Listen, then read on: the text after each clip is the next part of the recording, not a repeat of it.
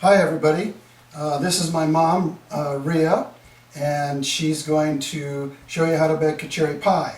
We're in Traverse City, Michigan, which is the cherry capital of the world. And so today my mom, who just turned 90 the 1st of July, is going to show you how she makes and bakes her famous cherry pie. So Mom, have at it. Hello everyone. First I put 1.5 cups of flour in my dish, and then I put a teaspoon of salt, and I always mix. This is for my crust, of course. I mix the salt so it gets through it a little bit, and then I put the shortening Crisco, and I just put that in right in here in the flour, and then I put about a good rounding tablespoon of butter in with it. Guess I didn't know I'd make such noise. But here's my butter. That kind of gives the crust a little nicer flavor, I think, and a little richer flavor. And then I get my mixer here and I start mixing it all up so it's all fine. Now we add 1 cup or 1/2 cup of half and half. I'll show you what it looks like. It's all crumbly, it's small crumbs. And I take that off from this mixer. Clean it off, and then I'll put my half and half in here. And now let's add this.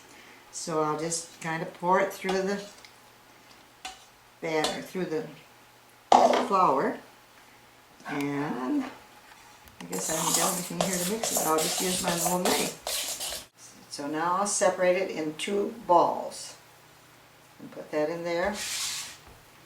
And I'll flour my board.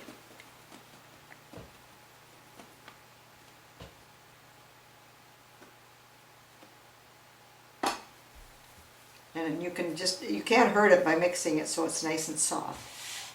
It doesn't hurt the crust, it doesn't seem to anyway. And you flour it so it'll roll nicely.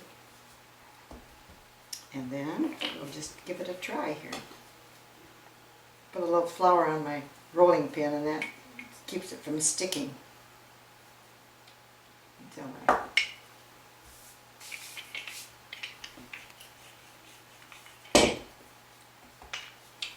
Now it's a nice texture. If it's like rolls like this, well, you know it's just about right. Any sticky ones, you can always pat a little flour there.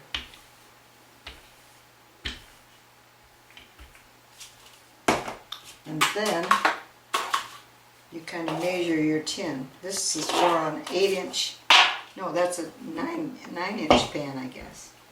I didn't measure it first.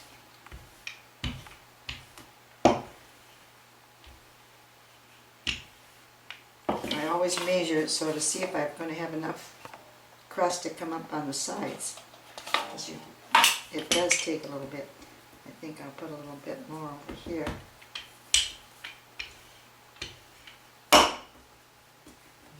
Now I've got it rolled, and I fold it in half, and I put it in my tin like this. Hopefully it's big enough. I think it's going to be. Pull out the wrinkles so I can spread it a little bit. It's kind of rich.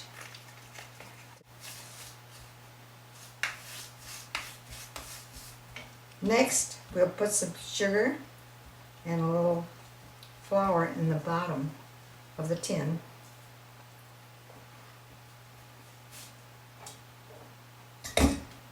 Just a bit. And I use Wonder flour in there.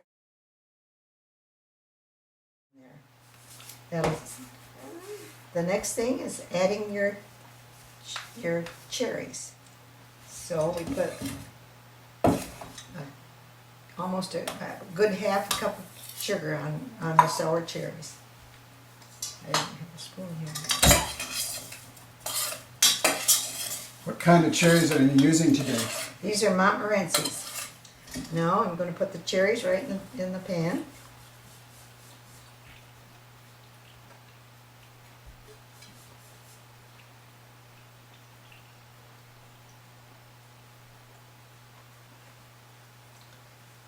So about how many cups of cherries are you using for that? That's a 9-inch pie. Yeah, I think it's pretty close to 1 quart of cherries. Okay. And they're all pitted, Pitted. of course. We hope all the pits are out. I guess we can put all this in, and I'm going to put a little flour and a little more sugar on it. Just so it'll be kind of gelled a little bit.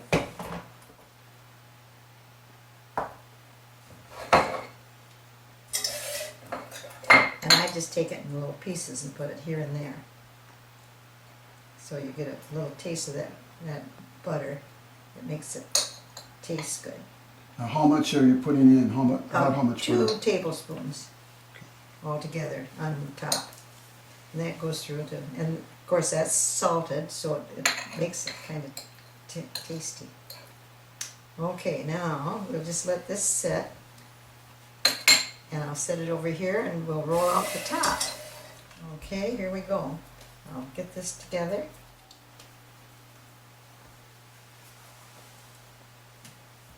It's always good to roll your dough in the flour because it handles a lot easier, especially if it's rich enough so that you can just kind of roll it out like this. Pat it out a little bit. It's nice to have enough flour on so that it doesn't tear.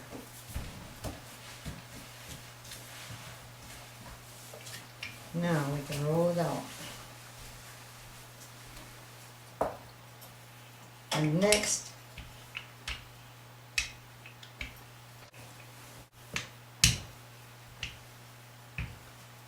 now I need a little water to wet my edge of my pie crust before I put them together.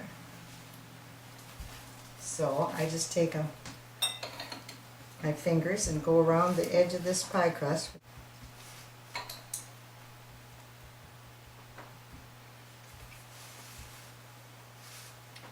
Now I just bring this over like I did for the bottom.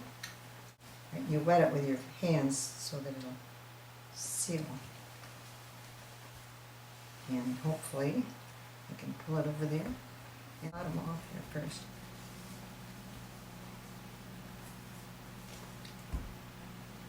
Now we'll seal it so it doesn't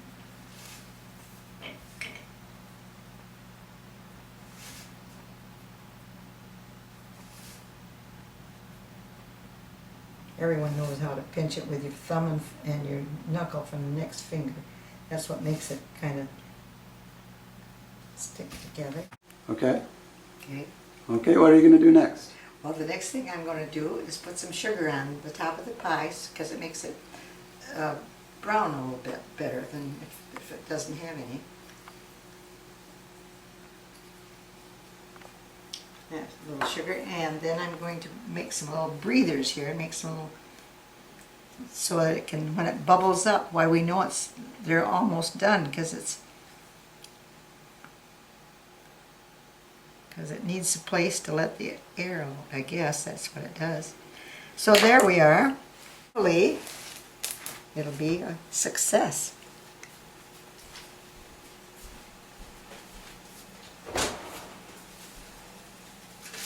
Now, we're going to bake this pie for 20 minutes at 425, and then we'll turn it down and bake it at 350 for about 40 minutes, and we'll watch it until it bubbles through the top crust, and it's golden brown. Why, we'll know it must be done. Okay, I think it's time. It's done. Time. Take it out. We'll just try it.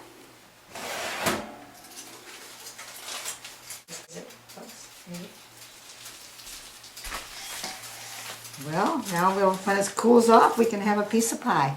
It's beautiful. Well, I can't wait for that to cool off. How long do we have to wait? Well, probably a good hour before it's cooled off.